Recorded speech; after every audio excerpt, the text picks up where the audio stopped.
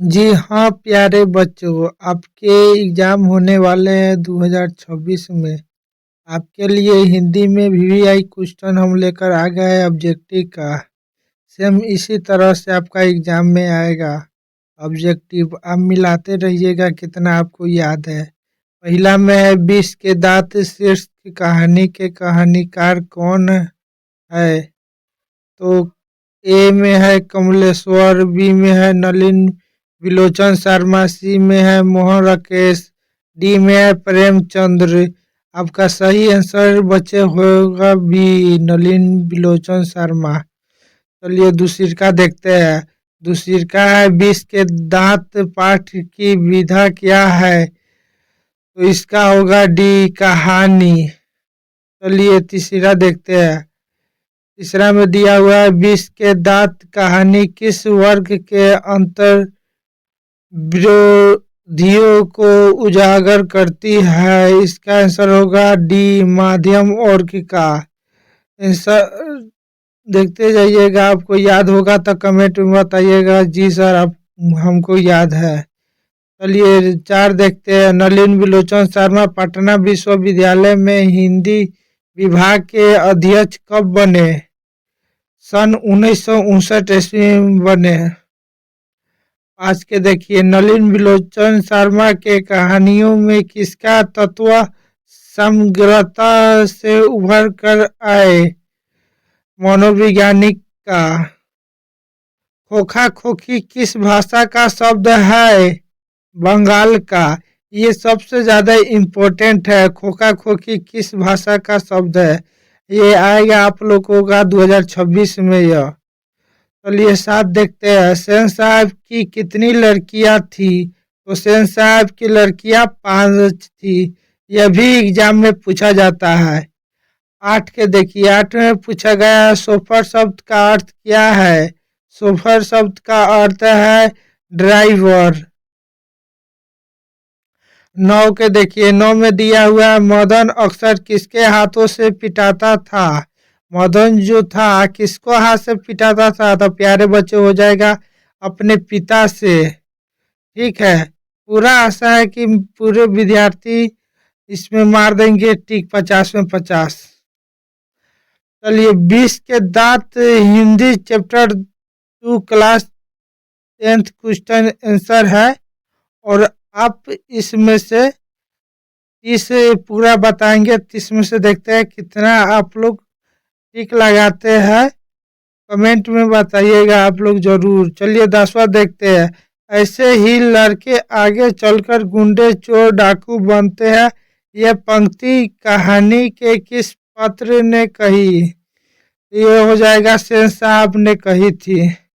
चलिए प्यारे बच्चों 11 देखते हैं। गिरधर लाल कौन है? गिरधर लाल मदन का पिता था। चलिए 12 देखते हैं। खोखा का क्या नाम है? खोखा का नाम कासू है। सेन साहब अपने पुत्र खोखा को क्या बनाना चाहते थे? तो सेन साहब अपने पुत्र खोखा को बिजनेसमैन या इंजीनियर बनाना चाहते थे। ये आएगा 2026 के एग्जाम में पूछा जाएगा यह सवाल। 14 में है मदन की उम्र क्या थी? मदन की उम्र 5 से 6 साल थी। 15 में कासू मदन के साथ किस खेल में शामिल होना चाहता था? लड्डू के खेल में। डी हो जाएगा इसका आंसर। 16 देखते हैं। मदन ने कासू के कितने दांत तोड़ डाले? इसका हो जाएगा 2। 17 में गिरधर लाल किसकी फैक्ट्री में किरानी था? इसका आंसर हो जाएगा सेन साहब का। सेन साहब किसके व्यंग से एस्टकर रह गए? डॉक्टर महोदय के। अब चलिए 19 देखते हैं। मदन किसका पुत्र था? मदन पत्रकार साहब का था। 20 में दिया हुआ सेन साहब के कार की क्या कीमत है? तो उसका कार की कीमत है 7.5 हजार। चलिए आगे देखते हैं 21 नंबर। नलिन बिलोचन शर्मा का जन्म कहाँ हुआ? तो नलिन बिलोचन का शर्मा बचे हुआ था बरघाट पटना में।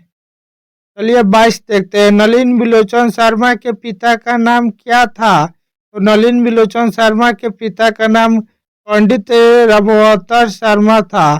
चलिए 23 देखते हैं। नलिन बिलोचन शर्मा के माताजी का क्या नाम था? तो नलिन बिलोचन शर्मा के माताजी का नाम रत्नावती शर्मा था। 24 चलिए देखते हैं। दृष्टिकोण किनकी रचना है? नलिन बिलोचन शर्मा की। 25 देखते हैं। लड़कियां क्या है? कठपुतलियां है। किससे इस बात पर गर्व है? माता पिता को। चलिए 26 देखते हैं। मोटरकार को किससे खतरा हो सकता है? इसका होगा डी आंसर, खोखा से। चलिए 27 देखते हैं। सेन साहब की आंखों का तारा कौन है? इसका आंसर हो जाएगा बी, खोखा। खोखा के दांत किसने तोड़ा? ये सबसे इम्पोर्टेंट है, हर साल आता है।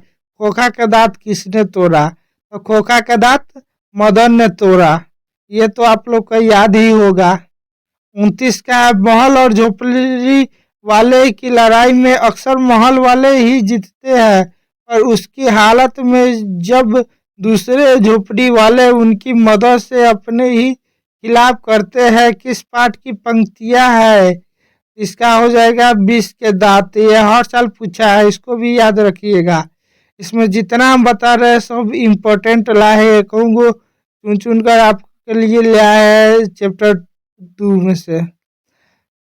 इसमें दिया हुआ है सीमा रजनी अलोसेफाली और आरती पाचो किसकी बहन थी? कासू की। 31 में मैं तो खोखा को इंजीनियर बनाने जा रहा हूँ, यह कथन किसका है? सेन साहब का है।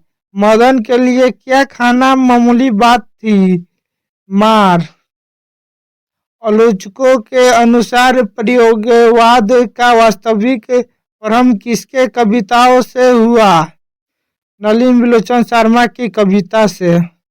नलिन बिलोचन शर्मा की मृत्यु कब हुई? तो इसका आंसर हो जाएगा सी, 12 सितंबर 1961 में।